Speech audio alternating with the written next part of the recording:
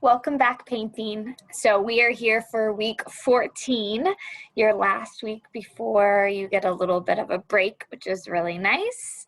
And so I think you can probably guess what we're going to be doing this week. We're going to be jumping into our watercolor portraits that we already talked about in class, but let's go ahead and look at your schedule and see what's going on.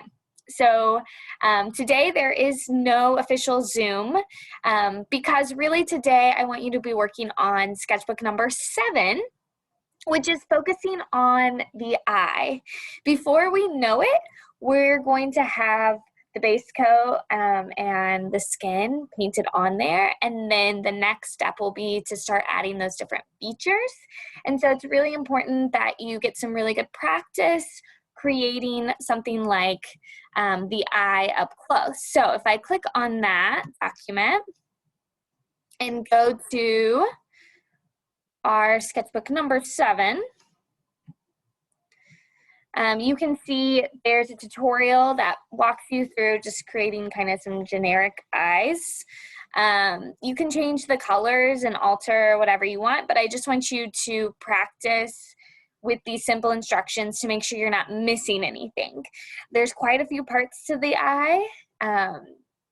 We have highlights, we have tear ducts, we have lids, lashes, pupil, iris, even like a waterline underneath. And so there's a lot to it. And so I want you to get some really good practice creating all those details and creating them larger than they'll actually be on your portrait.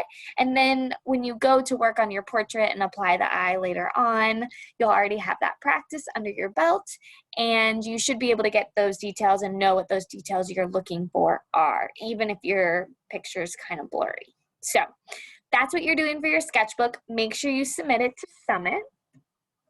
And that's today. So I'll be looking for those. Then on Thursday, or whichever time I see you next in person, so I guess that could be Thursday or Friday, we're gonna actually start that base layer of your skin tone. You should have already practiced creating and color matching the different tones in the image that you chose. We did that during last week, if you remember, way back here. Follow along with the skin tone tutorial. So, or at the beginning of this week, I guess, not last week. Last week on the calendar, but it's actually like Monday, Tuesday, whenever you are home this week. So you should have that practice done. You should already know how to create it. If you don't know how to create those colors, make sure you come prepared. Make sure you practice that at home prior to seeing me next so that we can jump right in.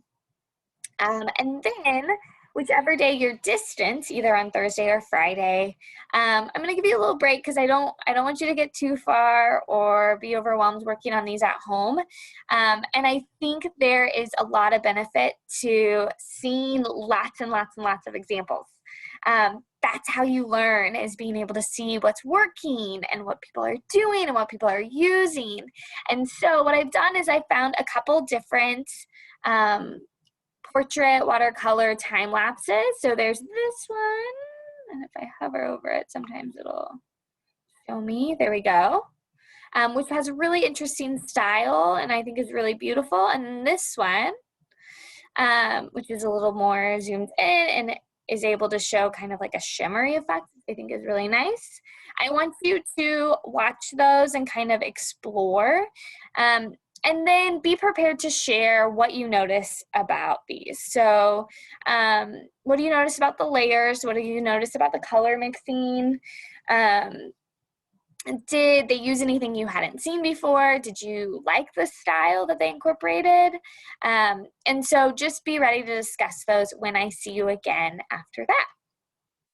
All right, so that brings us to Monday and Tuesday before break. So Monday and Tuesday, whichever day I see you first, we will be working on painting on the skin. So you should have the base layer from the other day I saw you, and then we're gonna start building up, and we're hopefully gonna get a lot of that skin conquered in class. Then as my little gift to you for break, whichever day you are at home on Monday or Tuesday, I'm giving you a catch-up day. Some of you have done an incredible job of keeping up with all of your sketchbooks and all of the little practice assignments when you're at home, which is awesome, and I think definitely pays off in your projects as you're working. Like, it shows, whether you realize it or not, teachers know who's doing what at home, okay? But some of us still have some work to do, and even all of us get a little busy. And so if you are completely caught up, then watch Bob Ross and enjoy this time. You deserve it.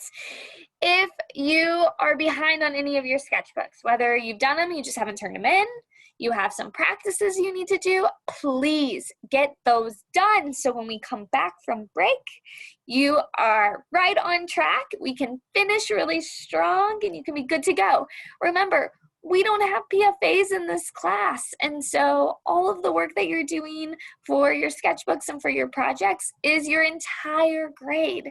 So make sure you are doing all those things that I'm asking. You get those sketchbooks done, and have fun with them. Don't rush them.